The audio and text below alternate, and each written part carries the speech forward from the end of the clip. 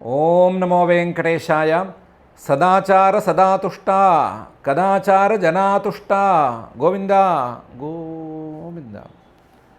ధర్మంచరాని తవ దేవహితోక్తిబద్ధ సర్వాత్మనా ఫలవిరాగితయా చ యుక్తః కర్తృత్వభావభరహీనతయా తు తుష్టః సద్జ్ఞానసాధనగణేన చ సుష్ఠు సక్తః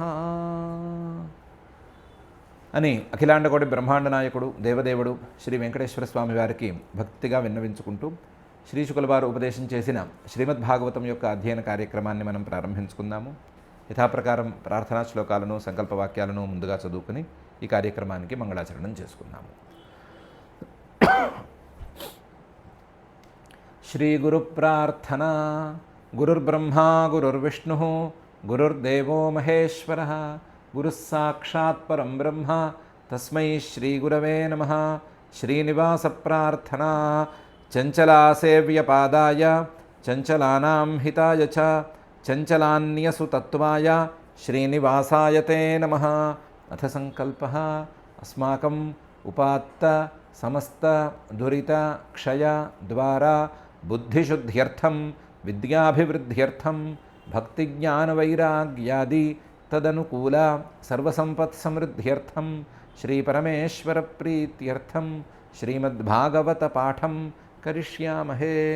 అస్య శ్రీమద్భాగవతస్తోత్రమహామంత్రస్య నారద ఋషిః బృహతీచ్ఛందః శ్రీకృష్ణః పరమాత్మా దేవతా బ్రహ్మబీజం భక్తిశక్తిః జ్ఞానవైరాగ్యే కీలకం అస్మాకం శ్రీమద్భగవత్ప్రసాదసిద్ధ్యర్థే పాఠే వినియోగః ధ్యానం నారాయణాగుణసులక్షణసత్వమూర్తిం వ్యాసప్రసూతశుకపూజకపుణ్యపూర్తిం ప్రహ్లాదనాదరవచ శమితాంతరార్తిం సన్మందిరం విశతభాగవతం సుకీర్తిం. శ్రీ గురుభ్యో నమః. నారద మహర్షి గారు ధర్మరాజు గారు అడిగినట్లుగా కర్మయోగాన్ని గురించి చెప్పడం ప్రారంభించారు, ధర్మాన్ని గురించి చెప్పడం ప్రారంభించారు. అందులో మానవులందరికీ వర్తించేటువంటి ధర్మాలను 30గా విడదీసి వాటిని గురించి చెప్పారు. ఆయా వర్ణాలకు ఉండేటువంటి సామాన్య ధర్మాలను కూడా విడిగా తీసి చెప్పారు. ఇవి చెప్పడం కాకుండా కొన్ని ఇటు అటు కలిసిపోయేటువంటివి, కొన్ని ఉత్తమమైనటువంటివి లేదా ఆ ధర్మాలలో చెప్పవలసినటువంటి విశేషాలు, వీటిని గురించి చెప్పడానికి పై గ్రంథాన్ని ప్రారంభిస్తున్నారు. దాంట్లో భాగంగా ముందు బ్రాహ్మలకి ఉండేటువంటి ప్రధాన ధర్మాలను చెప్తున్నారు. వార్తా విచిత్ర శాలీన యాయావర శిలోంఛనం విప్రవృత్తిశ్చతుర్ధేయం శ్రేయసీ చోత్తరోత్తర అని. వార్తా విచిత్ర. వార్త విచిత్రంగా ఉండేటువంటి అంటే నిషిద్ధం కానటువంటి కొన్ని జీవనోపాయాలను బ్రాహ్మణులు అనుసరించవచ్చు. వ్యవసాయం లాంటివి నిషేధం లేనటువంటివి కొన్ని ఉన్నాయి, బ్రాహ్మణులకు నిషేధింపబడనివి కొన్ని ఉన్నాయి.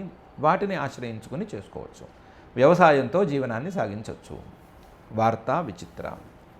ఇంకా కూడా ఇలాంటివి ఇబ్బంది లేనివి కొన్ని చేసుకోవచ్చు. రెండవది శాలీనం. శాలీనం అనేటువంటి వృత్తితో బతికిపోవచ్చు. శాలీనం అంటే ఎవరిని ఇబ్బంది పెట్టకుండా, ఎవరి మీద అఘాయిత్యం చేయకుండా, ఎవరైనా ఏదైనా ఇస్తే దాంతో సంతృప్తిపడి బతికిపోవటం అనే వృత్తి, ఇది శాలీనం. దీంతో కూడా జీవనాన్ని గడపవచ్చు. మూడోది యాయావరం.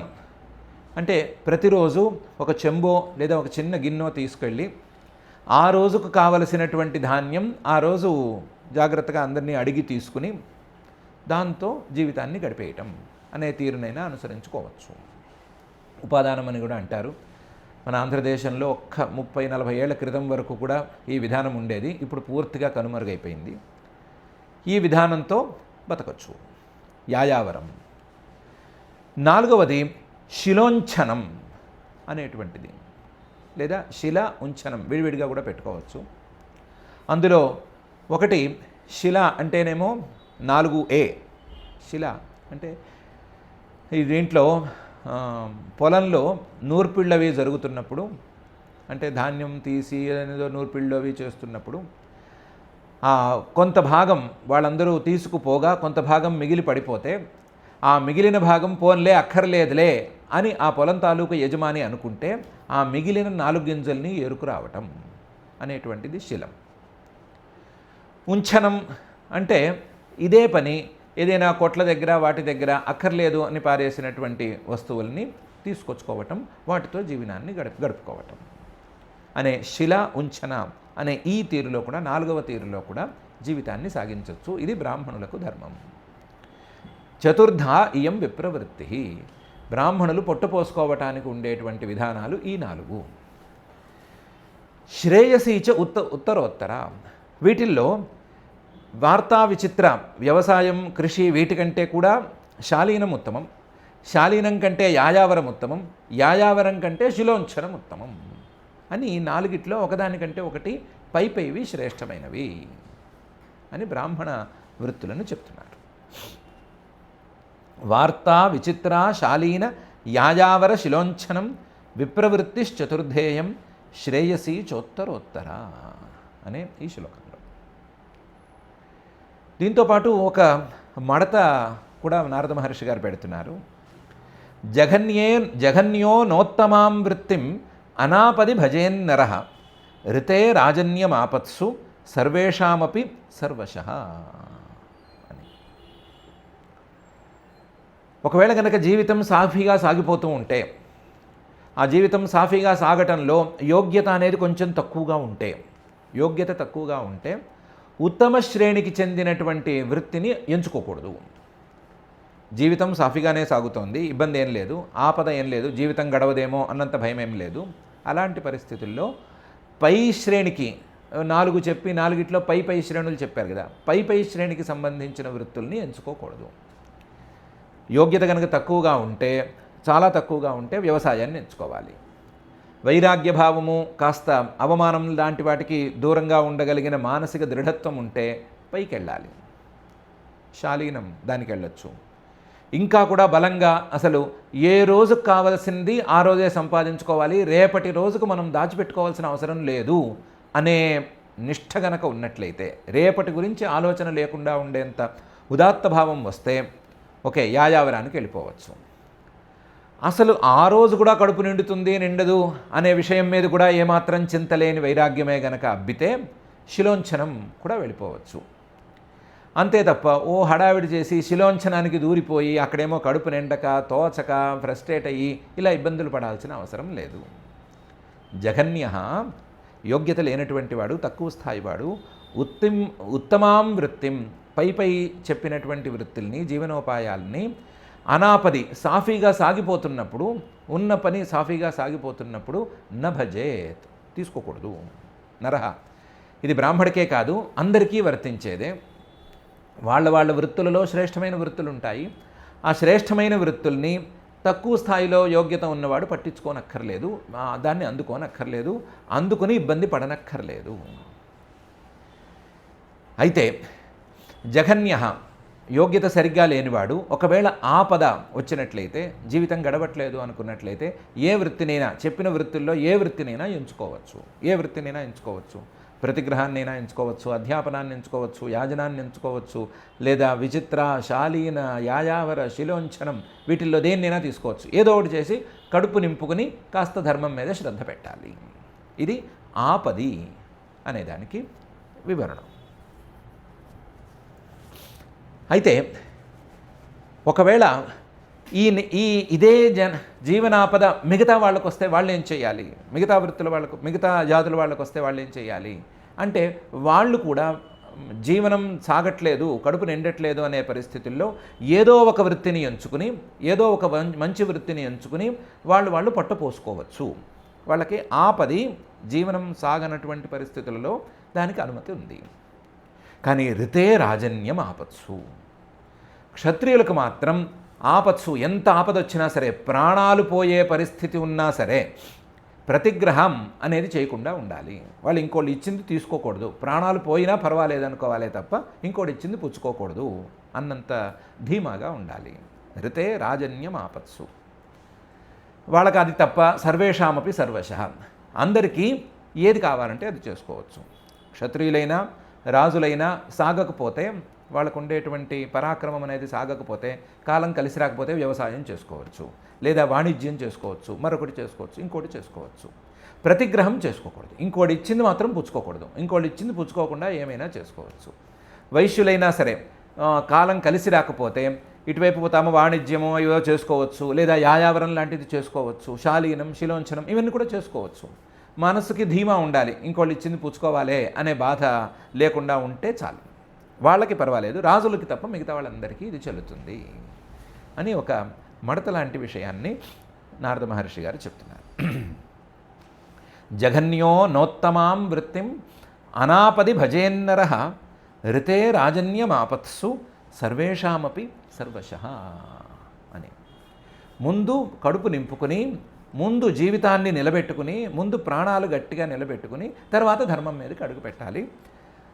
పనికి ఆహార పథకం లాగా ధర్మానికి ఆహార పథకం పెట్టుకోవాలి, లేదా ఆహారానికి ధర్మం, ఎంత తింటున్నామో అంత ధర్మం చేయాలి అనే దృష్టిలో నడుచుకుని పోవాలి. అంతే తప్ప ప్రాణాలు పోగొట్టుకునే పరిస్థితి ఏమీ తెచ్చుకోనక్కర్లేదు అని తన తాత్పర్యాన్ని ఈ శ్లోకంలో చెప్పారు. చెప్పి ఒక మాట అంటున్నారు, ఋతామృతాభ్యాం జీవేత మృతేన ప్రమృతేన వా సత్యానృతాభ్యామపి వా న శ్వవృత్త్యా కదాచన అని. ఋతం అమృతం, మృతం ప్రమృతం, సత్యానృతం, అలాగే శ్వవృత్తి అని 6 రకాల జీవనోపాయాలుంటాయి. వీటిల్లో ఋతామృతాభ్యాం జీవేత, ఋతం అమృతం ఈ రెండిటితోనూ జీవనాన్ని సాగించవచ్చు, ఇబ్బంది లేదు. మృతేన ప్రమృతేన వా, మృతం ప్రమృతం ఇది కూడా పర్వాలేదు. సత్యానృతం ఇది కూడా పర్వాలేదు, సత్యానృతాభ్యాం అపివా. కానీ న శ్వవృత్త్యా కదాచన, శ్వవృత్తి అనే జీవన విధానం మాత్రం ఎవ్వరికీ పనికిరాదు అని అంటున్నారు. ఈ ఋతం ఏంటి, అమృతం ఏంటి, మృతం ఏంటి, ప్రమృతం ఏంటి, సత్యానృతం ఏంటి, శ్వవృత్తి ఏంటి అనే సందేహం వస్తే తానే దానికి వ్యాఖ్యానం చేస్తున్నారు. ఋతం ఉంఛశిలం ప్రోక్తం అమృతం యదయాచితం మృతంతు నిత్యయాచనా స్యాత్ అమృతం కర్షణం స్మృతం అనే శ్లోకంలోను పై శ్లోకంలో. ఋతామృతాభ్యాం జీవేత అనే వెనకాల శ్లోకంలో అన్నారు కదా, అందులో ఋతం అంటే ఏంటి అంటే ఋతం ఉంఛశిలం ప్రోక్తం, శిలోంఛనం అని చెప్పుకున్నాం కదా, అదే ఋతం. శిల అంటే ఒక కొట్ల దగ్గర కానీ, షాప్స్ దగ్గర కానీ, లేకపోతే ధాన్యం ప్రాసెస్ చేసే చోట్ల కానీ ఎక్కడైనా వాళ్ళకి అక్కర్లేదు అని వదిలేసినటువంటి భాగాలను తెచ్చుకోవటం అనేది ఋతం. అది సత్యమైనది, అది ఎవరికీ చెందింది కాదు. ఋతం ఉంఛశిలం ప్రోక్తం, దీంతో ఎవరైనా సరే గడపచ్చు, ఇది ఎవరికైనా సరే చెందుతుంది, ఎవరికైనా చెల్లుతుంది. అమృతం యదయాచితం, అమృతం రెండోది క్షత్రియులకు తప్ప అని చెప్పింది, అది అయాచితం, అయాచితంగా లభించింది, అయాచితంగా మనం అడగకుండా ఎవరైనా మన చేతిలో పెట్టింది, ఇది అమృతం. ఇది కూడా చెల్లుతుంది, అమృతం లాంటిది, ఇది ఎప్పుడూ ఇబ్బంది పెట్టదు, దీంతో కూడా ఎవరైనా బతికిపోవచ్చు. మృతంతో నిత్యయాజ్ఞా స్యాత్, మృతం అంటే దాని పేరు అలా పెట్టారు, మరణం అని అర్థమో లేదో తెలియదు, భావం అలా ఉందో లేదో తెలియదు, పేరు మాత్రం పెట్టారు.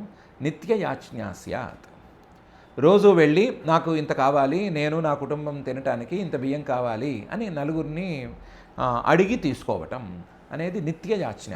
ఆ రోజుకు కావాల్సిందేదో తీసుకోవటం, యాయావరం అని అనుకున్నాం, అది నిత్యయాజ్ఞా స్యాత్. దానికంటే ప్రమృతం కర్షణం స్మృతం, దానికంటే భిన్నంగా, దానికంటే వేరుగా ఉండేది కర్షణం అంటే కృషి అంటే వ్యవసాయం. ఈ వ్యవసాయం అనేది ప్రమృతం, ఇది కూడా పనికొస్తుంది. ఋతం ఉంఛశిలం ప్రోక్తం అమృతం యదయాచితం మృతంతు నిత్యయాజ్ఞా స్యాత్ ప్రమృతం కర్షణం స్మృతం. ఇంకా సత్యానృతం అలాగే శ్వవృత్తి అని 2 మిగిలినాయి. అవి సత్యానృతంచ వాణిజ్యం శ్వవృత్తిర్నీచ సేవనం.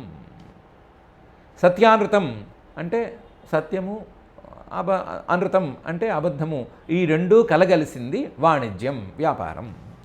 వ్యాపారం అన్న తర్వాత కాస్తంత ఆ మాట ఈ మాట కలుపుకోవటం సహజం. సహజంగానే పప్పు ఉందా అంటే ఉప్పు ఉంది అని సమాధానం చెప్పటం అనేది సహజం. ఇలాంటివేవో కొద్దిగా కలుస్తాయి. మొత్తం అబద్ధంతో చేయకూడదు, మొత్తం కల్తీతో చేయకూడదు. ఏదో ఇది బాగుంది పర్వాలేదు మంచిది బాగానే ఉంటుంది అని చెప్పి పంపించవచ్చు. ఇదే బాగుంటుంది ఇదే నెంబర్ 1 క్వాలిటీ అని చెప్పకూడదు, కానీ అంత అబద్ధం చెప్పేసేయకూడదు. కానీ ఏదో బాగానే ఉంటుంది మంచిగానే ఉంటుంది తీసుకెళ్ళండి మీరు తినడానికి ఇది సరిపోతుంది అని లోపల అనుకుని ఇచ్చి పంపించవచ్చు. సత్యం అనృతం రెండూ కలిసినట్లుగా ఉండే వ్యవహారం చేసుకోవచ్చు. సత్యానృతాభ్యాం సత్యానృతం చ వాణిజ్యం. దీంతో కూడా ఎవరైనా ఉండిపోవచ్చు. ఎవరైనా జీవితం సాగని పరిస్థితుల్లో బ్రాహ్మణుడు క్షత్రియుడు వైశ్యుడైతే ఎప్పుడూ దీన్ని చేసుకోవచ్చు. వాణిజ్యం.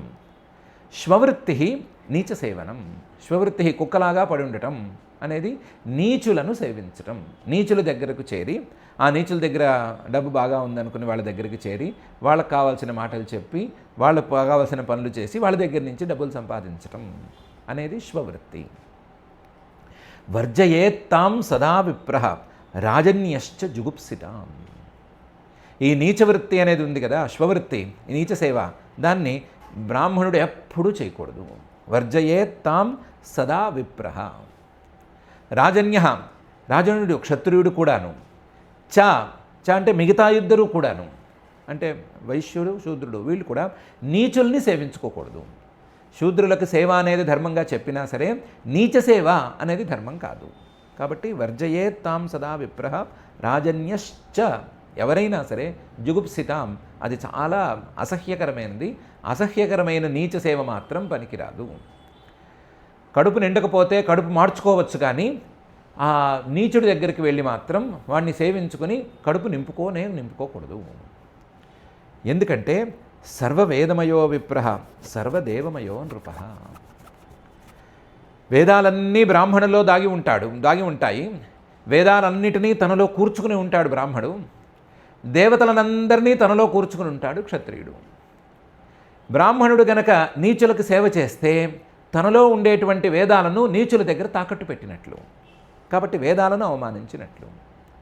క్షత్రియుడు గనక నీచులకు సేవ చేస్తే తనలో ఉండేటువంటి దేవతలనందరినీ కూడా వాడి దగ్గర తాకట్టు పెట్టినట్టు, దేవతలని అవమానం చేసినట్లు.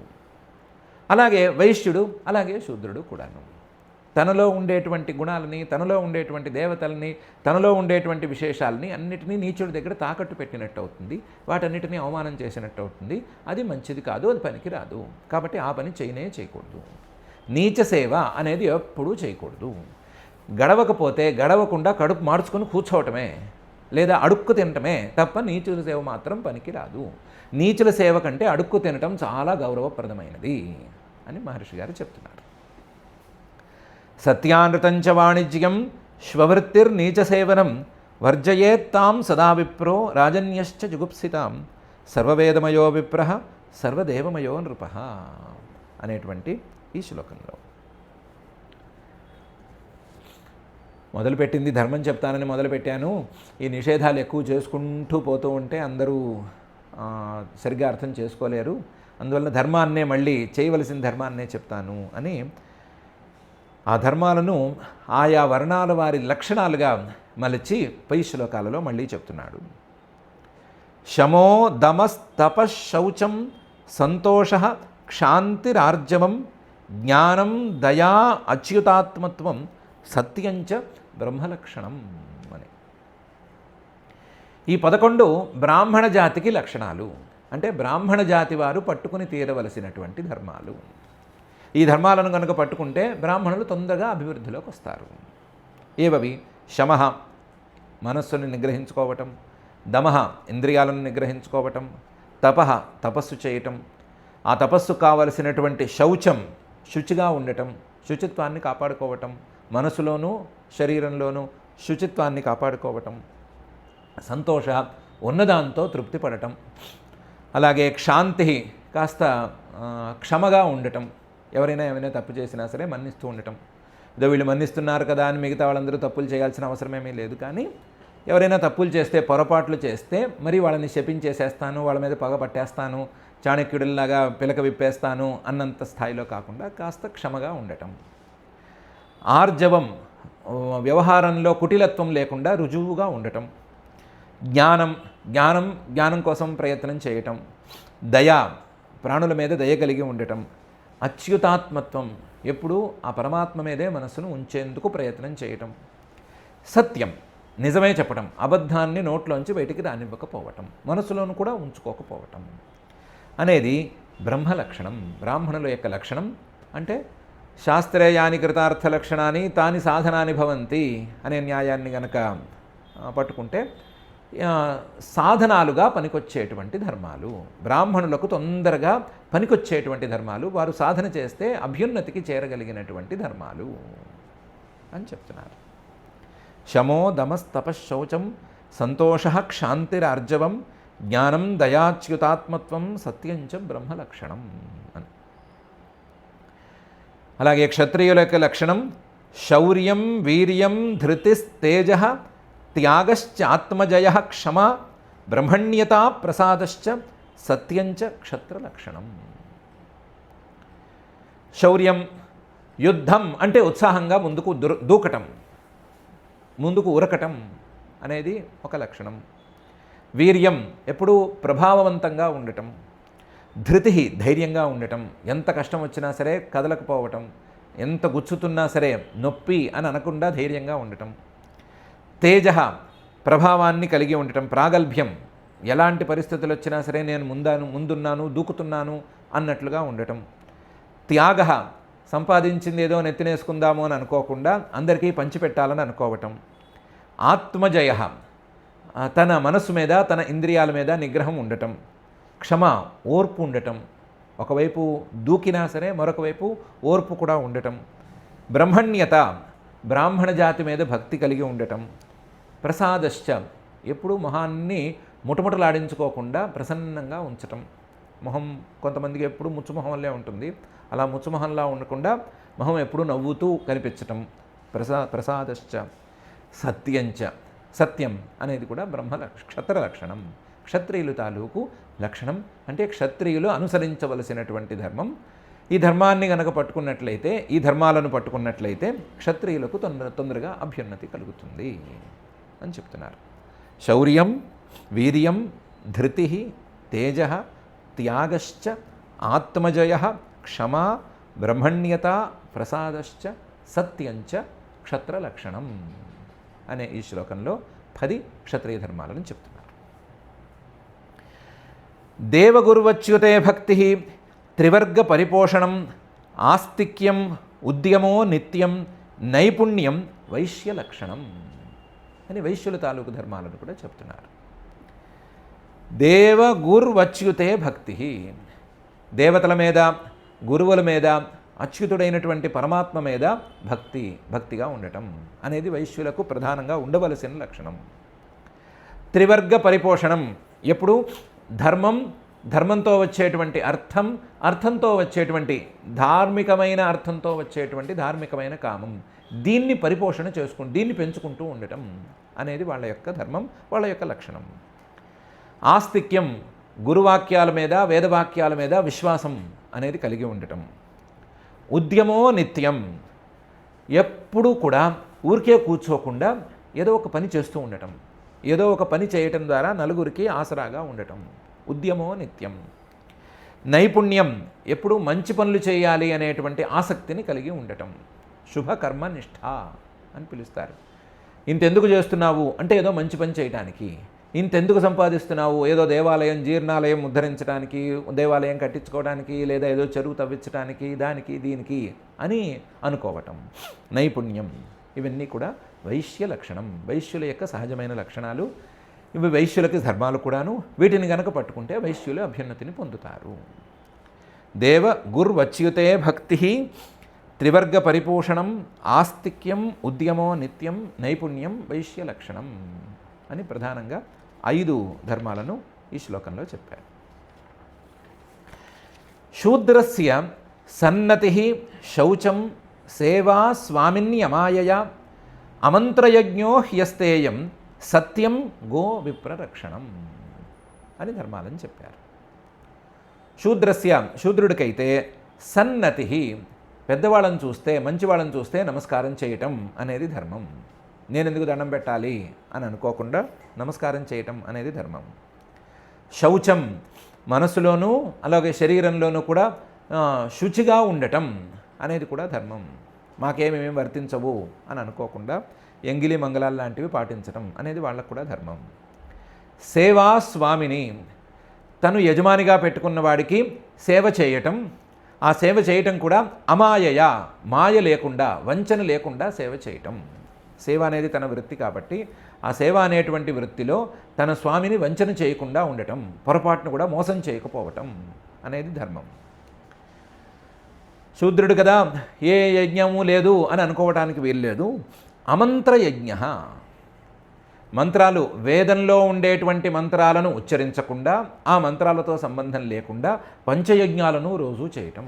పంచమహాయజ్ఞాలు ఉంటాయి కదా, దేవయజ్ఞ, పితృయజ్ఞ, భూతయజ్ఞ, మనుష్యయజ్ఞ, బ్రహ్మయజ్ఞ అని 5 యజ్ఞాలు ఉంటాయి కదా, ఆ యజ్ఞాలను నిత్యము చేయటము. అయితే ఆ యజ్ఞాలలో వేదంలో ఉండేటువంటి మంత్రాలను వాడకపోవటము, నమస్కారాంత మంత్రాలను వాడి నమస్కారేణ మంత్రేణ పంచయజ్ఞాన్ నహాపయేత్ అనే ధర్మశాస్త్ర వచనం ప్రకారం దేవయజ్ఞం అంటే దేవేభ్యో నమః ఇదం, దేవతలకు ఇది చెందుగాక అని చెప్పి దేవతలకి సమర్పించటం. అలాగే భూతయజ్ఞ భూతేభ్య నమః ఇదం అని భూతాలకు సమర్పించటం. పితృభ్యో నమః ఇదం అని పితృదేవతలకు సమర్పించటం. మనుష్యేభ్యో నమః ఇదం అని మనుష్యులకు సమర్పించటం.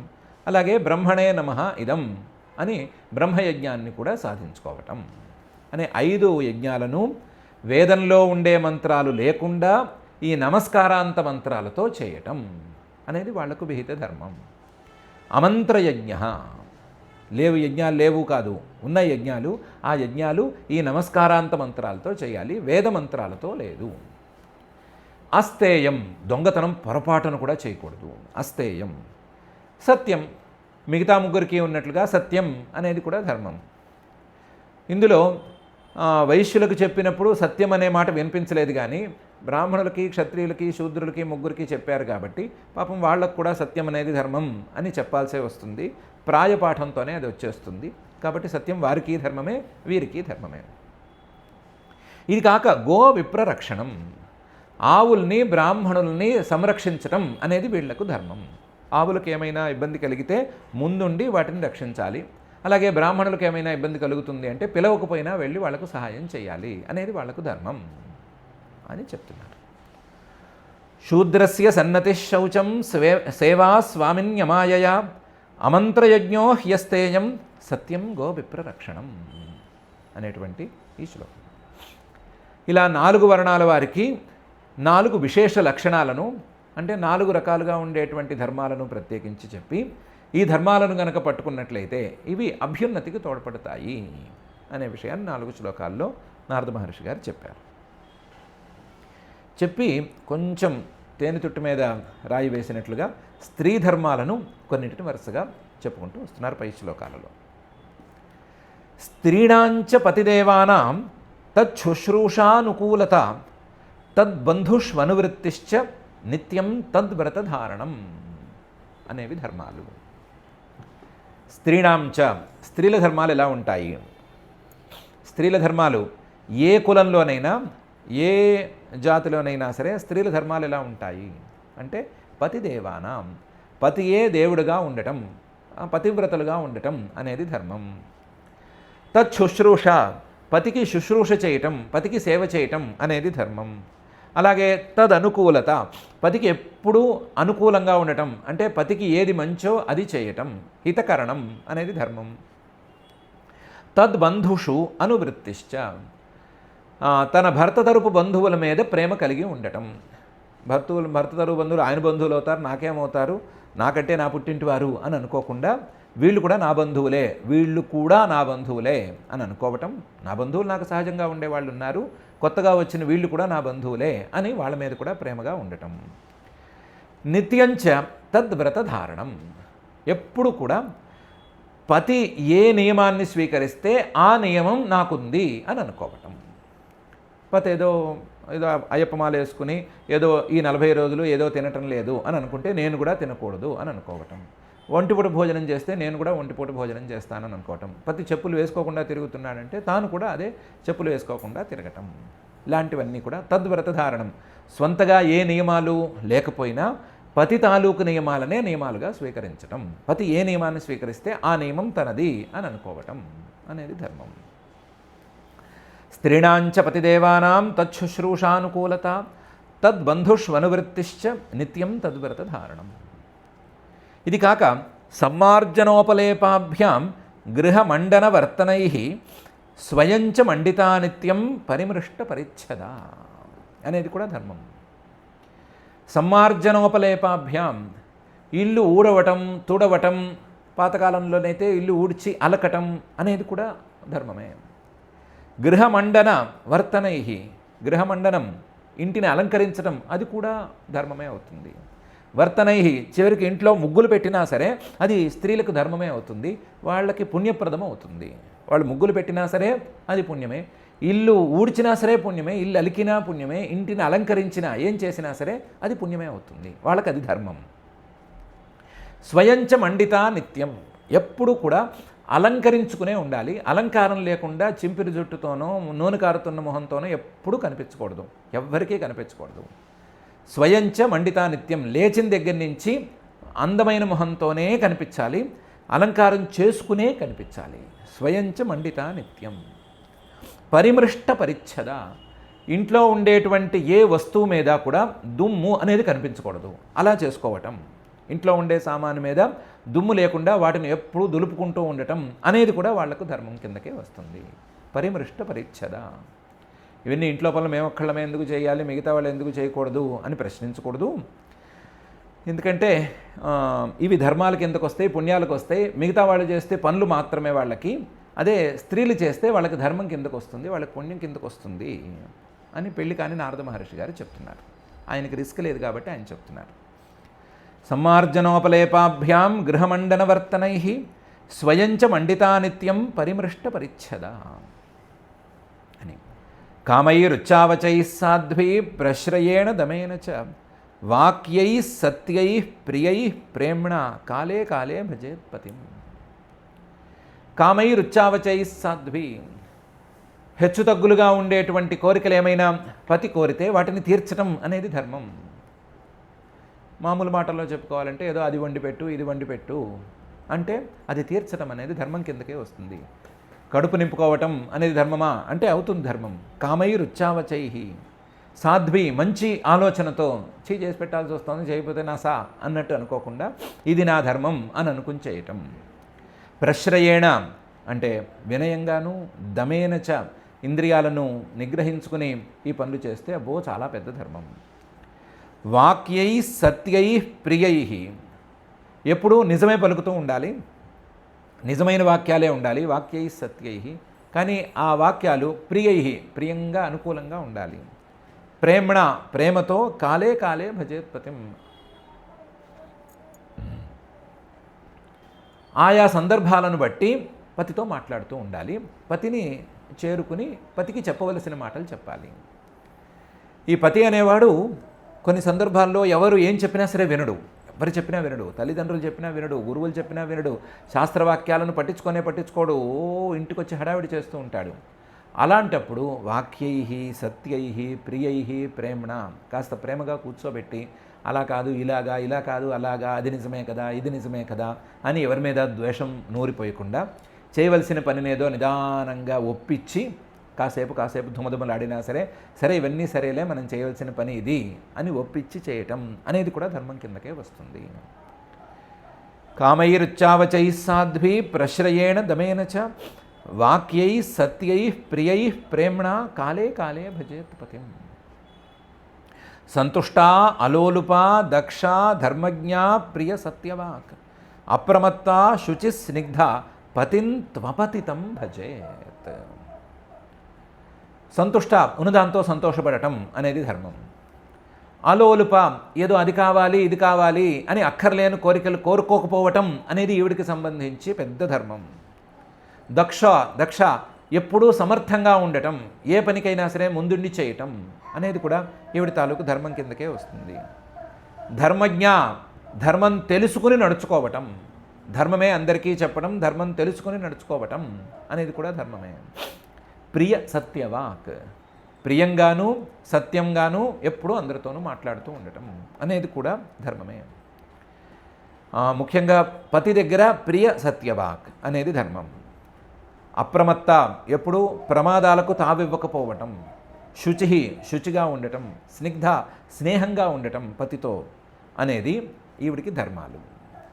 ఈ ధర్మాలతో పతింతు అపతితం భజేత్. మహాపాతకాలు చేయనటువంటి పతిని సేవించుకోవాలి. మహాపాపం గనక చేసినట్లయితే ఆ పతిని మాత్రం సేవించరాదు. నీచ సేవాన కర్తవ్య అని ఇంతకుముందు కూడా చెప్పారు కదా. నీచుల్ని సేవించరాదు. మహాపాతకాలు చేసినటువంటి పతిని అయితే గనక ఈ సేవలతో ఆ పతిని సేవించుకోకూడదు. అయితే వాడిని ఏం చేయాలి? వాడిని వదిలేసేయాలా, తన్ని పారేయాలా అంటే అలా కాదు. ఆశుద్ధే సంప్రతీక్ష్యేత మహాపాతక దూషిత, ఆశుద్ధే సంప్రతీక్ష్యో హి మహాపాతక దూషిత అని ఒక న్యాయం ఉంది. ఆ న్యాయం ప్రకారం నడుచుకోవాలి. ఎవరైనా మహాపాపం చేసిన పతి ఉంటే ఆ పతికి ప్రియంగా కూర్చోబెట్టి చెప్పి, కాదు నువ్వు చేసింది మహాపాపం, దీన్ని కడుక్కో అని చెప్పి దాన్ని కడుక్కునే దారుల గురించి కూడా చర్చించి అది కడిగేంత వరకు, ఆ మహాపాపాన్ని కడుక్కునేంత వరకు, దానికి ప్రాయశ్చిత్తం చేసుకునేంత వరకు ఈ సేవల్ని తాత్కాలికంగా నిలుపుదల చేయటం అనేది కూడా ఒక ధర్మం కిందకు వస్తుంది. పతింతు అపతితం భజేత్.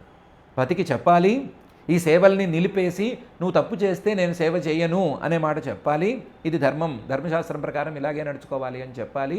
చెప్పి ఆ తప్పును కడుక్కునేంత వరకు ఆగి, మహాపాతకాలకి వాటన్నింటికి ప్రాయశ్చిత్తం చేసుకునేంత వరకు ఆగి, ప్రాయశ్చిత్తం తర్వాత శుద్ధి చెందిన తర్వాత మళ్ళీ యథాప్రకారం సేవలు చేసుకోవాలి అని నారద మహర్షి గారు చెప్తున్నారు. సంతుష్ట అలోలుప దక్ష ధర్మజ్ఞ ప్రియ సత్యవాక్ అప్రమత్త శుచి స్నిగ్ధ పతింత్వపతితం భజేత్ అనే ఈ శ్లోకంలో. స్త్రీ ధర్మాలు 4 శ్లోకాల్లో ఇంత వివరంగా చెప్పారు కదా. ఎందుకు ఇలా చెప్పారు అంటే అద్భుతమైన ఫలితాన్ని చెప్తున్నారు ఆయన. యా పతిం హరిభావేన భజేత్ శ్రీరివ తత్పర హర్యాత్మన హరేర్లోకే సత్యా శ్రీరివ మోదతే అని.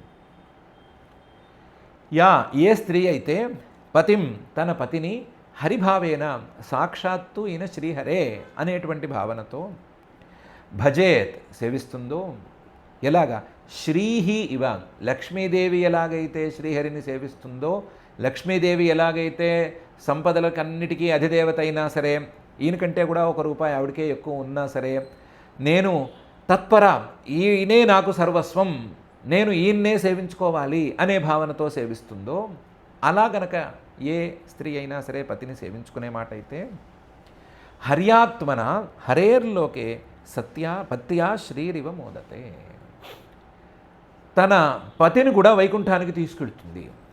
పత్యా హర్యాత్మన, తన పతిదేవుడికి కూడా ఆ శ్రీహరితో ఒక అభేదాన్ని సాధిస్తుంది. హర్యాత్మన పత్య హరేర్లోకే వైకుంఠానికి వెళుతుంది. వెళ్ళి శ్రీరివ వైకుంఠంలో లక్ష్మీదేవి ఎంత సంతోషంగా ఉంటుందో అంత సంతోషంగా మోదతే హాయిగా అక్కడ నివాసం ఉంటుంది.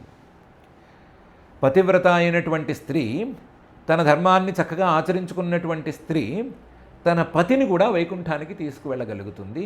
తీసుకెళ్ళి అక్కడ తన పతితో సహా లక్ష్మీదేవిలాగా చాలా సంతోషంగా ఉంటుంది అని ఫలితాన్ని చెప్పారు. యా పతిం హరిభావేన భజేత్ శ్రీరివ తత్పర హర్యాత్మనా హరేర్లోకే పత్యా శ్రీరివ మోదతే అనే ఈ శ్లోకం. అందుకని ప్రత్యేకించి స్త్రీ ధర్మాలను ఈ 5 శ్లోకాలలోనూ చెప్పాను. 4 శ్లోకాల్లో ధర్మాలు, 5వ శ్లోకంలో ఫలశ్రుతి లాంటి శ్లోకము చెప్పాను అని నారద మహర్షి గారు అంటున్నారు. ఇదైన తర్వాత ఒక చిన్న శ్లోకంలో వృత్తి సంకరజాతీనాం తత్తత్ కుల కృతా భవేత్ అచౌరాణం అపాపానాం అంత్యజాంతేవ సాయినాం అని ఒక మిగిలిపోయిన ఒక విషయాన్ని పూర్తి చేసి చెప్పేస్తున్నారు. ఇప్పుడు బ్రాహ్మణ క్షత్రియ వైశ్య శూద్ర జాతులు 4 కాదు, రకరకాల జాతులు కూడా ఉంటాయి. వాటిని సంకర జాతులు అంటారు.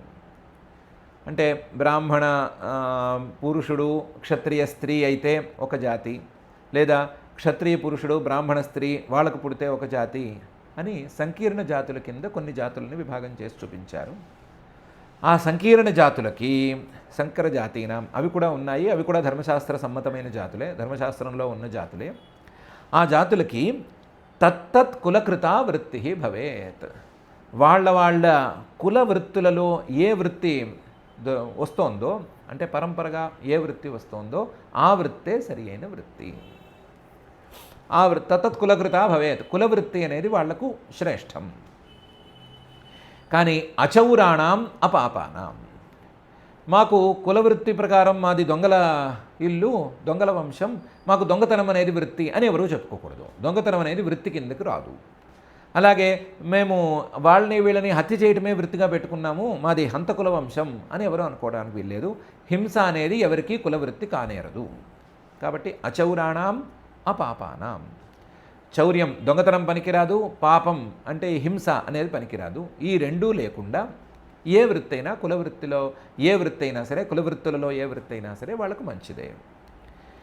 వాళ్ళు అంత్యజ అంత్యవసాయి అని 2 రకాలు. ఈ అంత్యజ కులాల్లో 7, అంత్యవసాయి కులాల్లో 7 అని ఉంటాయి. ఇంకా కూడా చాలా ఉంటాయి. రకరకాలుగా వాటిని పెంచారు, తగ్గించారు, కలిపారు.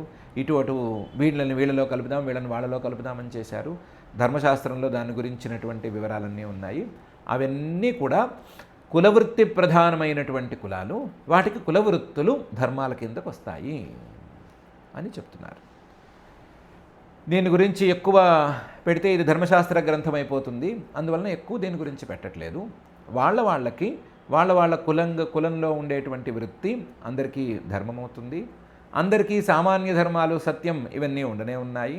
అందరికీ సామాన్యంగా చెప్పినటువంటి యజ్ఞాలు, యాగాలు ఇవన్నీ ఉన్నాయి. ఎవరికి ఏమి నిర్ణయించబడిందో అది ధర్మంగా ఉంటుంది. వాటిని ఆచరించుకుంటూ అందరూ పైకి రావాలి అని ఈ భావనను వ్యక్తం చేస్తున్నారు. వృత్తి సంకరజాతీనాం తత్తత్ కులకృతా భవేత్ అచౌరాణం అపాపానాం అంత్యజాంతేవ సాయినాం అనేటువంటి ఈ శ్లోకం. కాకపోతే అందరికీ వచ్చే సందేహం ఏమిటో, కొంతమందికి ఏవో పెద్దగా ఉన్నట్టున్నాయి, తపస్సు లాంటి పెద్ద పెద్ద పదాలు ఉన్నాయి, మాకేమో కులవృత్తులు అంటున్నారు. కొంతమందికి ఏమో అది చేయాలి, ఇది చేయాలి అంటున్నారు. కొంతమందికి సేవ చేసుకుంటూ కూర్చోమంటున్నారు. అది ఆడవాళ్ళనైతే మరీ అన్యాయంగాను ఇంట్లో ఊడ్చుకుంటూ, ఇల్లు ఊడ్చుకుంటూ, తుడుచుకుంటూ, అలుక్కుంటూ, ముగ్గులు పెట్టుకుంటూ కూర్చోమన్నట్టుగా అన్నారు. మరి మేము కూడా పెద్ద పెద్ద ధర్మాలను ఆచరించాలి, మేము కూడా తపస్సు చేయాలి, మేము కూడా ఆ పనులు ఈ పనులు చేయాలి, మాకు అవకాశం లేకుండా ఉంటే ఎట్లాగా? ధర్మం అనేటువంటి గిరి గీసి మమ్మల్ని ఇందులో ఉంచేస్తే ఎలాగా అనే సందేహం అలాగే ఉంది. మనం ఏదో మృదువుగా మాట్లాడుకుంటున్నాం కానీ ఈ విషయంలో వాదాలు, మీద పడిపోవటాలు, పోట్లాటలు, అరుచుకోవటాలు, పెడబొబ్బలు చాలా ఉన్నాయి. వాటన్నిటికీ ఒక చిన్న మాటతో నారద మహర్షి గారు సమాధానం చెప్తున్నారు. ప్రాయస్వభావవిహిత నృణాం ధర్మో యుగే యుగే వేద దృగ్భిః స్మృతో రాజన్ ప్రేత్య చేహచ శర్మకృత్ అని. స్వామి, ధర్మం అంటే ఏంటి? ధర్మానికి మూలం ఏంటి? ధర్మం అంటే ఏంటి అంటే మానవులకు అభ్యుదయాన్ని ఇచ్చేది ధర్మం. అభ్యుదయం ఈ లోకంలో కానీ పై లోకంలో కానీ. ఈ లోకంలో మానవుల్ని సుఖంగా ఉంచేది, పై లోకంలో మానవుల్ని సుఖంగా ఉంచేది ధర్మం. ఇది ధర్మం అంటే. ధర్మానికి మూలం ఏంటి? వేదం. మరి ఇప్పుడు వేదం ఎవరెవరికి ఏది ధర్మంగా చెప్పిందో అది వాళ్ళకు మంచి చేస్తుందా? ఎవరెవరికి ఏది నచ్చిందో అది వాళ్ళకు ధర్మం అవుతుందా అనేది ప్రశ్న. ఎవరికి ఏదైనా నచ్చచ్చు. ఈరోజు ఇది నచ్చచ్చు, రేపు అది నచ్చచ్చు. నచ్చటం అనేది మారిపోవచ్చు. కానీ వేదంలో ఉన్నది ఒకే రకంగా ఉన్నది. ఒకే రకంగా ఉన్నదాన్ని ధర్మం అని అనుకోవాలా? మానవులు క్షణక్షణానికి మార్చుకునేటువంటి అభిప్రాయాలను పరిగణనలోకి తీసుకుని దాన్ని ధర్మంగా పేర్కొనాలా? ఇదే ప్రశ్న. దీనికి సమాధానం చెప్పగలిగితే ఎవరైనా చెప్పచ్చు. ఈ అభిప్రాయంతో ఈరోజు దీన్ని ధర్మంగా, తపస్సును ధర్మంగా ఎవరైనా తీసుకునే మాట అయితే, రేపు అభిప్రాయాన్ని మార్చుకుని ఇంకోటి ధర్మం అని అనుకుంటే, ఎల్లుండి అభిప్రాయం మార్చుకుని ఇంకోటేదో ధర్మం అనుకుంటే, ఇంకోటేదో చెప్పింది విని ఇంకోటి ధర్మం అని 4వ రోజు మొదలవుతే ఎప్పటికీ అభివృద్ధికి నోచుకునేటట్లు. కాబట్టి ఇలాంటి మాటలు మాట్లాడడంలో ఎప్పటికీ అర్థం లేదు. శ్రేయాన్ స్వభావ విహితో నృణాం. ఎవరెవరికి ఏ ధర్మం వేదంలో ఉందో స్వభావ విహిత, వాళ్ళ పుట్టుకతో వచ్చినటువంటి ధర్మం ఏది ఉందో అది వారికి మంచిది. ఇది మానవులందరికీ వర్తిస్తుంది. ఏ తపస్సు అనేది ధర్మం నాకెందుకు రాకూడదు అని నువ్వు అడిగినట్లుగా వాళ్ళు అడగచ్చు కదా, మాకెందుకు ఈ తపస్సు, ఈ గోల మాకెందుకు ఈ కడుపు కాల్చుకుని ముక్కు మూసుకుని కూర్చోవాల్సిన అవసరం మాకెందుకు, మాకు కూడా ఈ తపస్సు వద్దు, మాకు కూడా సులభంగా ఉండేది ఏమైనా ఇవ్వండి, మాకు కూడా వాణిజ్యాలు లాంటివి ఇవ్వండి, మాకు కూడా కాస్త డబ్బులు ఎక్కువ వచ్చేటట్లు పేరు ఎక్కువ వచ్చేటట్లు ధర్మం ఇవ్వండి అని ఇంకోళ్ళు అడగచ్చు. ఈ అడగటానికి ఈ పోట్లాటలకి అంతు ఎప్పుడూ ఉండదు. మానవుల యొక్క బుద్ధి వైపరీత్యాలకు ఎప్పటికీ అంతు ఉండదు. ఏ క్షణాన్ని ఏం తోస్తే అది అడుగుతూ ఉంటారు, ఏ క్షణాన్ని అది తోస్తే దేని తోస్తే దాన్నే ధర్మంగా భావించి మాట్లాడతారు. పట్టించుకోకూడదు. స్వభావ విహిత నృణాం ధర్మ, వారి వారి జన్మత వారికి వచ్చినటువంటిది ధర్మం, వేదం ద్వారా వచ్చినటువంటిది ధర్మం. ఈ ధర్మ యుగే యుగే, యుగానికి చిన్న చిన్న మార్పులతో ఉండవచ్చు. ప్రతి యుగానికి ఆ మానవుల యొక్క సామర్థ్యాన్ని బట్టి చిన్న చిన్న మార్పులు ఉండవచ్చు. కృతయుగం అంటే చాలా పాతకంలో మానవుల యొక్క సామర్థ్యము, వాళ్ళ యొక్క ఆయుః ప్రమాణము లేదా వాళ్ళ యొక్క శరీర దార్ఢ్యము దీన్ని దృష్టిలో పెట్టుకుని కొన్ని ధర్మాలు చెప్పచ్చు. త్రేతాయుగానికి వచ్చేప్పటికి మార్చచ్చు, ద్వాపర యుగానికి మార్చచ్చు, కలియుగానికి వచ్చేసరికి పూర్తిగా మార్చచ్చు. కానీ నృణాం యుగే యుగే వేదదృగ్భి స్మృత రాజన్, వేదంలో ఉన్నదే ధర్మం అవుతుంది. వేదాన్ని సరిగ్గా అర్థం చేసుకుని వాళ్ళు చెబితేనే, స్మృతికారులు వాళ్ళు చెప్తేనే అది ధర్మం అవుతుంది. మార్పులు ఉన్నాయా లేవా అని వాళ్ళు చెప్పాలి.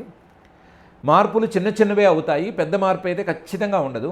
ఏ యుగంలోనైనా మనిషి ఉన్నంతకాలం సత్యం అనేది వాడికి ధర్మమే. ఏ యుగంలోనైనా శౌచం అనేది ధర్మమే. అందులో చిన్న మార్పులు ఉండొచ్చు. శౌచం అంటే రోజు వెళ్ళి గంగలో మునగక్కర్లేదు, మునగటం సాధ్యపడేది కాదు. కనీసం రోజు వెళ్ళి ఏదో నదిలో మునగటం అనేది సాధ్యపడదు. ఇంట్లో స్నానం చేసుకునే విధానం ఏమిటి అని చెప్పచ్చు.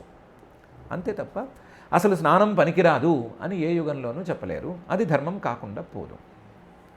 కాబట్టి వేదదృగ్భి స్మృతో రాజన్ ప్రేత్య చ ఇహ చ శర్మకృత్, ఆ వేదంలో ఉండేటువంటిది ఎవరెవరికి వాళ్ళ జన్మతః సిద్ధమైనటువంటిది, ఈ జన్మ ఉన్నవాడికి ఇది ధర్మం అని వేదంలో చెప్పబడినటువంటిది ధర్మం అవుతుంది.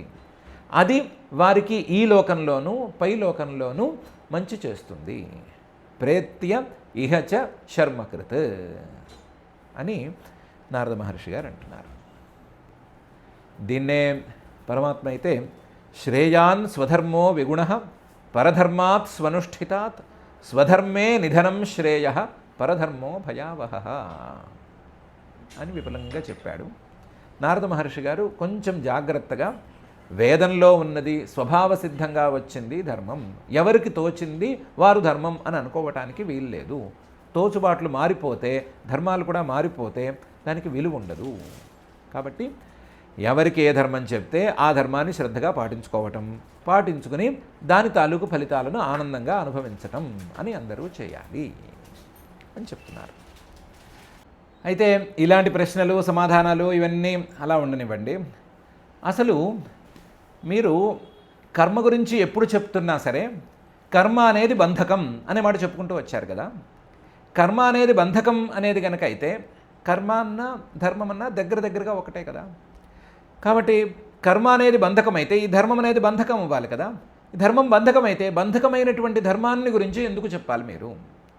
ఈ ధర్మాన్ని ఆచరించడం, దీనికి ఫలితాన్ని అనుభవించడం, దీనికి ఫలితాన్ని అనుభవించి ఏదో మళ్ళీ ధర్మాన్ని ఆచరించడం, మళ్ళీ ఫలితాన్ని అనుభవించడం, ఇలాగే అవుతుంది అని కదా మీరు చెప్పారు. చెప్పి మరి అదే ధర్మాన్ని విస్తృతంగా చెప్తున్నారు ఎందుకు అని అంటే దానికి ఒక వెరైటీ కాన్సెప్ట్ని నారద మహర్షి గారు పరిచయం చేస్తున్నారు. వృత్యా స్వభావకృతయా వర్తమాన స్వకర్మకృత్ హిత్వా స్వభావజం కర్మ శనైర్నిర్గుణతాం యాత్ అని. వృత్యా స్వభావకృతయా, ఎవరెవరికి ఏది స్వభావసిద్ధంగా వచ్చినటువంటి వృత్తి, రెండు రకాలుగా ఉండే వృత్తి, ఒకటి జీవనోపాయంగా ఉండేటువంటి వృత్తి, రెండోది ధర్మరూపంలో ఉండేటువంటి ప్రవృత్తి. వృత్తి అంటే జీవనోపాయం, వృత్తి అంటే ప్రవృత్తి, ధార్మికమైనటువంటి ప్రవృత్తి. ఎవరెవరికి ఏ స్వభావసిద్ధంగా వచ్చిన ఈ రెండిటిని పట్టుకుని వర్తమాన, ఎవరైనా జీవితాన్ని గడిపే మాట అయితే అంటే స్వకర్మకృత్, తనకు విహితమైన కర్మలను తాను చేసేవాడే అయితే సహా అట్లాంటివాడు స్వభావజం కర్మ హిత్వా, స్వభావసిద్ధమైనటువంటి ఈ కర్మలని కర్మబంధనాలని హిత్వా వదిలిపెట్టుకుని శనై నిదానంగా నిర్గుణతామియాత్, నిర్గుణ స్థితిని చేరగలుగుతాడు. శనైర్ నిర్గుణతామియాత్, నిదానంగా నిర్గుణుడుగా మారిపోతాడు. వృత్యా స్వభావకృతయా వర్తమాన స్వకర్మకృత్ హిత్వా స్వభావజం కర్మ శనైర్ నిర్గుణతామియాత్ అని. స్వధర్మ మార్గంలో ఉన్నవాడు క్రమక్రమంగా నిర్గుణ స్థితిని చేరుకోగలుగుతాడు అని నారద మహర్షి గారు చెప్పారు. దీన్ని రకరకాలుగా వ్యాఖ్యానం చేసుకోవచ్చు, కానీ నారద మహర్షి గారు మాత్రం వేరే రకమైన వ్యాఖ్యానం చేయొద్దంటున్నారు ప్రస్తుతానికి. ఆయనే ఒక దృష్టాంతం చెప్పి ఈ దృష్టాంతం ప్రకారం నిర్గుణ స్థితిని చేరుతాడు అని పై శ్లోకంలో చెప్తున్నాడు. ఉప్యమానం ముహు క్షేత్రం స్వయం నిర్వీర్యతామియాత్ నకల్పతే పునఃసూత్యై ఉప్తం బీజంచ నశ్యతి అని. ఒక వ్యవసాయదారు వ్యవసాయం చేస్తున్నాడు. ఒకే భూమి, ఆ భూమిలో ఒక విత్తనం నాటాడు, పంట చేతికొచ్చింది, పంట కోసుకున్నాడు, మళ్ళీ ఆ పంట తీసేసి మళ్ళీ అదే విత్తనాలు నాటాడు, మళ్ళీ పంట వచ్చింది, చేతికొచ్చింది, తోసేసాడు, మళ్ళీ విత్తనాలు నాటాడు, మళ్ళీ పంట వచ్చింది. ఇది వరుసగా ఎప్పటికీ సాగుతుందా అంటే ఏదో మాటలకైతే ఇలా సాగుతుంది కానీ వాస్తవానికి సాగదు. ఉప్యమానం ముహు క్షేత్రం, మళ్ళీ మళ్ళీ అదే పంట వేస్తూ ఉంటే స్వయం నిర్వీర్యతామియాత్, ఆ భూమి అసారంగా మారిపోతుంది. అందుకనే పంటల మధ్య ఖాళీ ఉంచుతారు, పంటల మధ్య పంట మారుస్తారు, ఏదో అంతర పంటలని అవిని రకరకాలుగా చెప్తారు. వ్యవసాయ శాస్త్రం విడిగా దాని గురించి చర్చించుకుంటుంది. ఆ భూమి సారాన్ని కోల్పోతే సారం తెచ్చిపెట్టడానికి ఏదో ఫలానా పనులు చేయమంటారు, ఎరువులు గిరువులు కావు. అసలు సహజంగానే భూమికి సారాన్ని అందించడానికి ఇలా చేయాలి అలా చేయాలంటారు. కొంతకాలం పాటు బీడు పెడతారు, చాలా పనులు చేయాల్సి ఉంటుంది.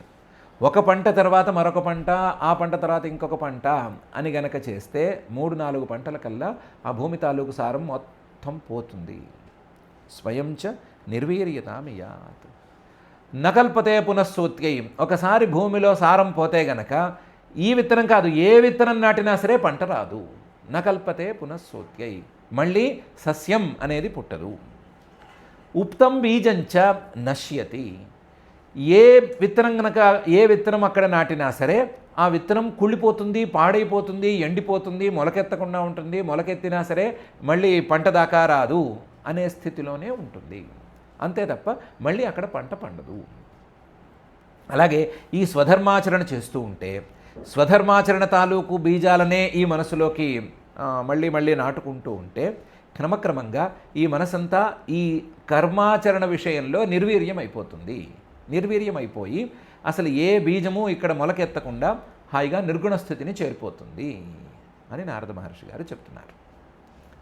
వ్యాఖ్యానం వేరే ఉంది, చేయొద్దంటున్నారు కాబట్టి మనం చేసుకోవట్లేదు.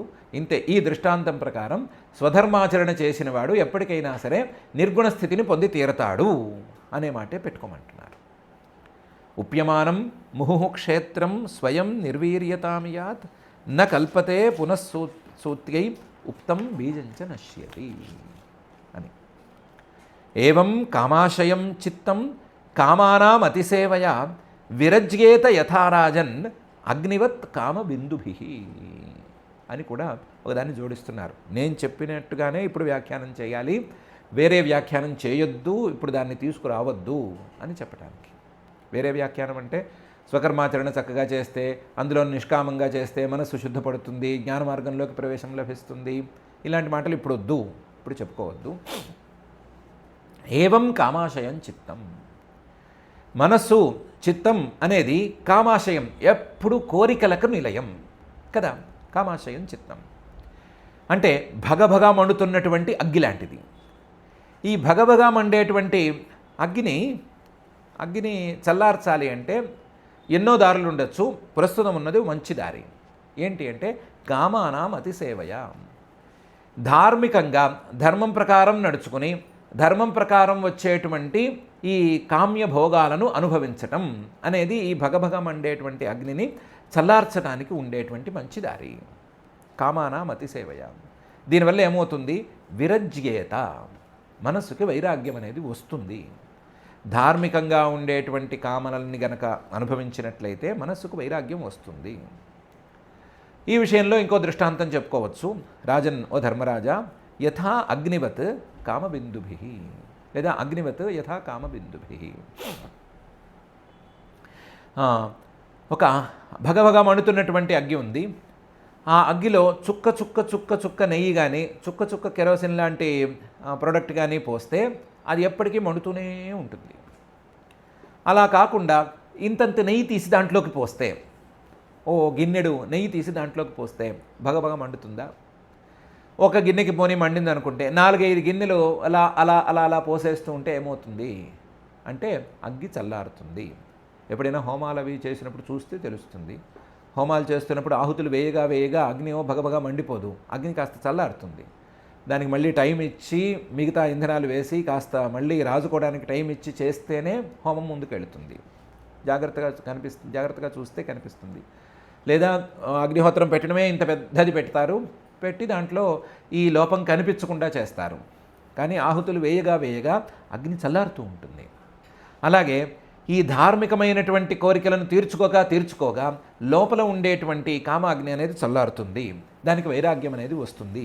ఈ ధార్మిక క్రియల వల్ల వచ్చినటువంటి కామాలకు ఆ విశేషం ఉంటుంది అని నారద మహర్షి గారు చెప్తున్నారు. ప్రస్తుతానికి ఇలాగే చెప్పుకొని ఇలాగే ప్రోత్సాహపడమని చెప్తున్నారు. ఏవం కామాశయం చిత్తం కామానాం అతిసేవయ విరజ్యేత యథారాజన్ అగ్నివత్ కామబిందుభి అనే ఈ శ్లోకంలో. దీనికి తోడు ఈ అధ్యాయపు చివరి శ్లోకమైనటువంటి 35వ శ్లోకంలో ఒక విశేషమైన అంశాన్ని చెప్తున్నారు. యస్య యల్లక్షణం ప్రోక్తం పుంసో వర్ణాభివ్యంజకం యదన్యత్రాపి దృశ్యేత తత్తేనైవ వినిర్దిశేత్ అని. బ్రాహ్మణ లక్షణాలు ఇవి, క్షత్రియ లక్షణాలు ఇవి, వైశ్య లక్షణాలు ఇవి, శూద్ర లక్షణాలు ఇవి అని లక్షణాలు చెప్పాం కదా. యస్య యత్ లక్షణం ప్రోక్తం, ఒక్కొక్కరికి ఒక్కొక్క లక్షణం చెప్పాం కదా. పుంసః ఆయా మానవుడికి ఉండేటువంటి వర్ణాభివ్యంజకం, వర్ణాన్ని తెలియజేసేటువంటి లక్షణం చెప్పాం కదా. ఆ లక్షణం గనక మరొకరిలో కనిపిస్తే యదన్యత్రాపి దృశ్యేత, అదే గనక ఇంకొకరిలో కనిపిస్తే ఏమనాలి? తత్తేనైవ నిర్దిశేత్, ఆ లక్షణంతోనే వారిని తెలుసుకోవాలి. ఎవరైనా క్షత్రియులు తపస్సులుగా కనిపిస్తే తపస్వి అని పిలుచుకోవాలే కానీ క్షత్రియుడు అని పిలుచుకోనక్కర్లేదు. లక్షణేనైవ నిర్దిశేత్, ఆ లక్షణాలే ప్రధానాలు కానీ ఈ జన్మలు ఇవన్నీ ప్రధానాలు కావు. జన్మలు జన్మతః ఏ ధర్మం మనకు సంప్రాప్తమైంది అని తెలుసుకోవటానికి పనికొస్తాయే కానీ లక్షణాలను నిర్దేశించటానికి లేదా లక్షణాలను నియమించటానికి ఇవి పనికిరావు. ఎవరికైనా జన్మాంతర సంస్కారం ఉండి ఏ జాతిలో పుట్టినా సరే, ఏ వర్ణంలో ఉన్నా సరే, ఏ లక్షణమైనా కనిపించవచ్చు. అలాంటి వారిని ఆ లక్షణంతోనే నిర్దేశించాలి. నిషేధం గనక లేకపోతే, ఫలానా వారు ఈ పని చేయకూడదు అని నిషేధం ఉంటుంది. ఆ నిషేధం లేని వ్యవహారంలో ఆ లక్షణంతోనే వారిని పిలవాలి. ఎవరైనా నిజమే పలికేవారు ఉంటే సత్యవాది అనే పిలవాలి కానీ వారికి వేరే ట్యాగ్ అనేది పెట్టకూడదు. ఎవరైనా తపస్సు చేస్తే తపస్వి అనే దృష్టితోనే చూడాలి కానీ వాళ్ళు ఏ జాతికి చెందిన వాళ్ళు అని పరీక్షించుకోకూడదు అనే ఒక విశేషాంశాన్ని కూడా ఈ శ్లోకంలో చెప్తున్నారు. యస్య యల్ లక్షణం ప్రోక్తం పుంసో వర్ణాభివ్యంజకం యదన్యత్రాపి దృశ్యేత తత్తేనైవ వినిర్దిశేత్ అని. దీనితో 35 శ్లోకాలున్నటువంటి 11వ అధ్యాయం పూర్తయింది. ఈ అధ్యాయంలో మనం ముందే అనుకున్నట్లుగా ధర్మరాజు గారు ధర్మాన్ని అడిగారు, నారద మహర్షి గారు చెప్పడం మొదలుపెట్టారు. అందులో ముందు సామాన్యంగా అందరికీ ఉండేటువంటి ధర్మాలు వెళ్ళినాయి. అలాగే విశేష ధర్మాలు, ఆయా జాతుల వారికి ఉండేటువంటి ధర్మాలు, స్త్రీ ధర్మాలు, ఇవి కాక అందరికీ సమానంగా వర్తించేటువంటి ధర్మాలు, అందరికీ నిషిద్ధంగా ఉండేటువంటివి. ధర్మాన్ని ఎందుకు పట్టుకోవాలి, స్వధర్మం అనేదాన్ని ఎందుకు పట్టుకోవాలి అని అనటంలో నారద మహర్షి గారి ఉపదేశం. ఇది కాక కర్మాచరణ చేస్తే లాభం ఏముంది అనే విషయంలో నారద మహర్షి గారి యొక్క దృష్టికోణం, దానికి ఆయన చెప్పినటువంటి దృష్టాంతాలు, దాని ప్రకారం నడుచుకుంటే వచ్చే లాభం అనే అంశాలు ఉన్నాయి. ఈ అంశాలతో కూడినటువంటి ఈ అధ్యాయం ఇక్కడికి పూర్తయింది. చాలా విలువైన శ్లోకాలు. మన గ్రంథం కనుక ఏ 700, 800 శ్లోకాల గ్రంథం అయితే నిదానంగా కూర్చుని ఒక్కొక్క శ్లోకాన్ని పట్టి ఒక్కొక్క శ్లోకానికి ఉదాహరణలు, ఎవరెవరు ఏ ధర్మాన్ని పట్టుకుని ఉన్నత స్థాయికి చేరారు, బ్రాహ్మలు ఎవరి పైకి వెళ్ళారు, క్షత్రియులలో స్వధర్మాచరణ చేసిన వాళ్ళు ఎంత గొప్ప వాళ్ళు అయ్యారు, వైశ్యుల్లో ఎవరెవరున్నారు, శూద్రుల్లో ఎవరున్నారు అని ఉదాహరణలు తీసి పురాణాలు అవన్నీ వెతికి జాగ్రత్తగా చెప్పుకోగలిగేవాళ్ళం. మన గ్రంథమేమో 18,000 శ్లోకాల గ్రంథం. ఇది పూర్తవ్వాలంటే ఇలాంటి పనులు పెట్టుకోలేము. కాబట్టి ఉదాహరణలు మనం తీసుకోలేకపోయాం. వెతుక్కుంటే ఎవరికి వారికి స్వధర్మాన్ని ఆచరించిన వాళ్ళు పై స్థాయిలో ఉండేటువంటి ఉదాహరణలు కోకొల్లలుగా దొరుకుతాయి. వాటిని మనం అర్థం చేసుకోవాలి, స్ఫూర్తిగా తీసుకోవాలి, తీసుకుని మనం నడుచుకోవాలి అంతే. ఇందులో ప్రశ్నలు, పిచ్చి ప్రశ్నలు వేసి తగాదాలు పుట్టిస్తే ఎవ్వరికీ లాభం లేదు. తగాదాల వల్ల ధర్మం మారిపోదు. తగాదాల వల్ల ధర్మం మారిపోయి వీరి వైపు తాసు ఓగిపోదు. ఎవరికి ఏది ధర్మమో అదే, అందులో తగాదా లేదు.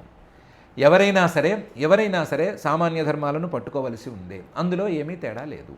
అందరూ మంచిగా ఉండవలసిందే, అందరూ స్వధర్మాచరణం చేయవలసిందే, అందరూ స్వధర్మాచరణతో పైకి వెళ్ళవలసిందే అనేది ప్రధానమైన అంశం. ఈ అంశాన్ని మనం ఎంత తొందరగా డైజెస్ట్ చేసుకోగలిగితే అంత తొందరగా మనం పైమెట్టు ఎక్కడానికి వీలుగా తయారవుతాము.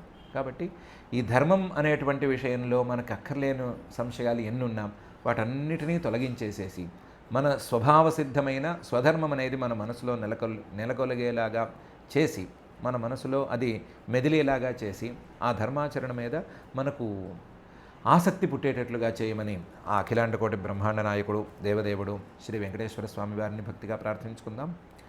ఆ ప్రార్థనతో ఈ రోజుకి పారాయణ కార్యక్రమం చేసుకుందాం. అథ శ్రీమద్భాగవతే పారమహంస్యాం సంహితాయాం సప్తమస్కంధే ఏకాదశాధ్యాయే శ్లోకాః.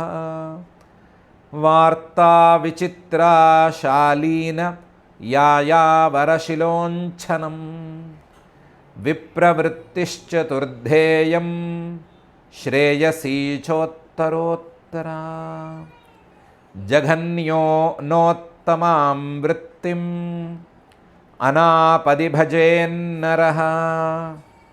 ऋते राजन्यमापत्सु सर्वेषामपि सर्वशः. ऋतामृताभ्यां जीवेत मृतेन प्रमृतेन वा. सत्यानृताभ्यामपि वा नश्ववृत्त्या कदाचन. ऋतमुञ्छशिलं प्रोक्तं अमृतं यदयाचितं. मृतं तु नित्ययाच्ञा स्यात् प्रमृतं कर्षणं स्मृतं. सत्यानृतं च वाणिज्यं श्ववृत्तिर्नीचसेवनं. वर्जयेत्तां सदा विप्रो राजन्यश्च जुगुप्सिताम्. सर्ववेदमयो विप्रः सर्वदेवमयो नृपः. शमो दमस्तपः शौचं सन्तोषः क्षान्तिरार्जवम्. ज्ञानं दयाच्युतात्मत्वं सत्यं च ब्रह्मलक्षणम्. शौर्यं वीर्यं धृतिस्तेजः त्यागश्चात्मजयः क्षमा. ब्रह्मण्यता प्रसादश्च सत्यं च क्षत्रलक्षणम्.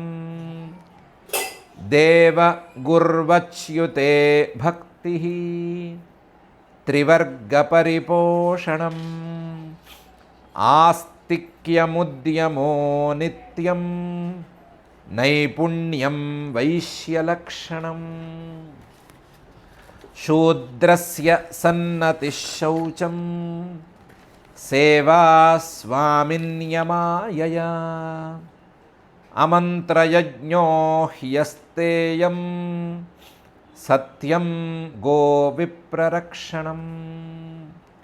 स्त्रीणां च पतिदेवानां తచ్చుశ్రూషానుకూలత తద్బంధుష్వనువృత్తిశ్చ నిత్యం తద్వ్రతధారణం సమ్మార్జనోపలేపాభ్యాం గృహమండనవర్తనైః స్వయం చ మండితా నిత్యం పరిమృష్టపరిచ్ఛదా కామైరుచ్చావచైः సాధ్వీ ప్రశ్రయేణ దమేన చ వాక్యైः సత్యైః ప్రియైః ప్రేమ్ణా కాలే కాలే భజేత్ పతిం